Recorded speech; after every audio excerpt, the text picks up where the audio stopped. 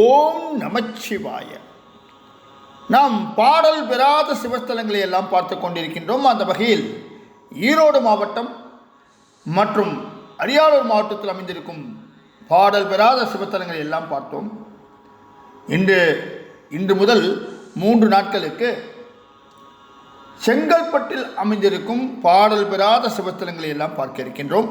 அவற்றுள் முதலாவதாக காட்டாங்குளத்தூரில் அமைந்திருக்கும் காலாஸ்தீஸ்வரர் திருக்கோயில் பற்றி தான் முதலில் பார்க்க இருக்கின்றோம்.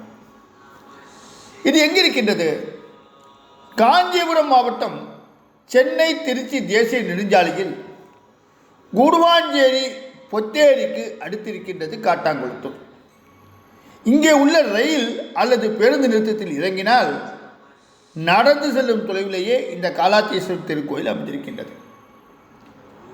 இந்த ஆலயத்தின் மூலவரின் பெயர் காலாத்தீஸ்வரர்.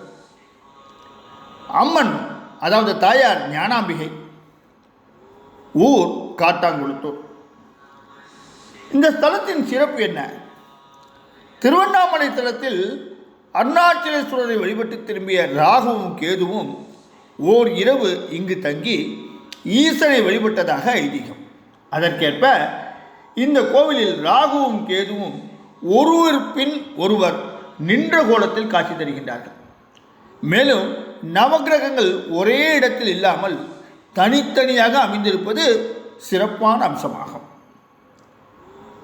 நாகம் அடையாளம் காட்டிய ஸ்தலங்களில் ஒன்றான காட்டாங்குளத்தூரில் ஐயன் காலாத்தீஸ்வரர் என்னும் திருப்பெயரோடும் அம்பிகை ஞானாம்பிகையாகவும் அருள் புரிகின்றார்கள்.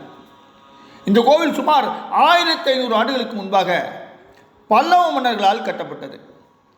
தெற்கு நோக்கி அமைந்திருக்கும் இந்த கோவிலின் ஐயன் கிழக்கு நோக்கி அருள் புரிகின்றார்.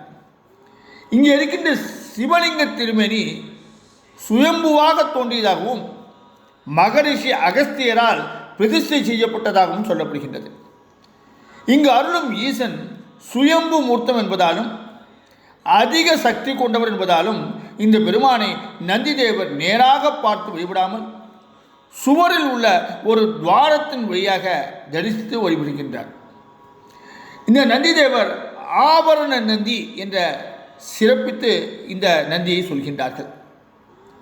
இந்த தலத்தின் விசேஷ பிரார்த்தனை என்ற நந்தி தேவருக்கு நெய் தீபம் ஏற்றி வழிபட்டால் வீட்டில் ஆபரணங்கள் சேரும் என்பது பக்தர்களின் நம்பிக்கை. நேர்த்திக்கடனாக இங்கு சனிக்கிழமை தோறும் நிகழும் சர்வதோஷ நிவர்த்தி பூஜையில் கலந்து கொண்டு வழிபட்டால் சர்வதோஷங்கள் நீங்கும் என்று சொல்லப்படுகின்றது. அதே போல தினமும் நடைபெறும் பள்ளியறை பூஜை வைபவத்தை தரிசிக்க குழந்தை வரம் வாய்க்கும் என்பது நம்பிக்கை. இந்த தலத்தின் பெருமையை பார்ப்போம். தனி சன்னதியில் தெற்கு நோக்கி அருளும் ஞானாம்பிகை சிறந்த வரப்பிரசாதியாக திகழ்கின்றார். கோவிலை வலம் வரும்போது வலம்புரி விநாயகர், குரு பகவான், தட்சிணாமூர்த்தி, மகாவிஷ்ணு, பிரம்மன், சண்டிகேஸ்வரர், விஷ்ணு துர்க்கை ஆகியோரை தரிசிக்கலாம். பிரதோஷம், சஷ்டி, கிருத்திகை, சங்கரகர சதுர்த்தி போன்ற தினங்கள் இங்கு விசேஷமாக கொண்டாடப்படுகின்றது.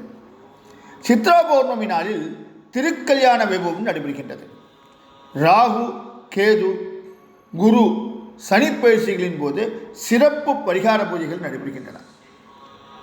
தன் கணவரான சிவபெருமானை மதியாமல் தந்தை தட்சன் நடத்திய யாகத்துக்கு சென்று தட்சனால் அவமானப்படுத்தப்பட்ட தியாட்சியாயினி பிராண தியாகம் செய்தார். இதை அறிந்த சிவனார் தம் அம்சமான வீரபத்திரரை அனுப்பி தட்சனின் யாகத்தை அழித்தார். பிறகு தேவியின் திருமேனியை சுமந்தபடி உன்மத்த நடனம் ஆடினார். அப்போது தேவியின் திருமேனி அங்கங்கள் பூமியில் பல பாகங்களில் விழுந்து சிதறின. அந்த இடங்களே சக்தி பீடங்களாக திகழ்கின்றன. பின்னர் பூமிக்கு வந்து யோகம் மேற்கொள்ள திருவள்ளம் பூண்டார் ஈசன். தாம் யோகம் செய்வதற்கு ஏற்ற இடத்தை பூமியில் தேர்வு செய்வதற்காக தன் கழுத்தில் இருந்த நாகத்தை அனுப்பினார். நாகம் அடையாளம் காட்டிய 5 இடங்களில் முதலாவது ஸ்தலம் காளஹஸ்தி, 2வது ஸ்தலம் காட்டாங்குளத்தூர், மற்றவை திருநாகேஸ்வரம், திருப்பாம்புரம், கீழப்பெரும்பள்ளம் ஆகிய ஸ்தலங்கள் என்று ஞான நூல்கள் எல்லாம் சொல்கின்றன. இப்பேற்பட்ட சிறப்பு வாய்ந்த இந்த ஆலயத்தை நீங்களும் தரிசித்து சிவபெருமானின் அனைத்து கடாட்சங்களையும் பெற வேண்டி இந்த உரையை இத்தோடு முடிக்கின்றேன். நாளை செங்கல்பட்டு மாவட்டத்தில் அமைந்திருக்கும் மற்றொரு பாடல் பெறாத சிவஸ்தலத்தில் உங்களை சந்திக்கின்றேன். ஓம் நமச்சிவாய.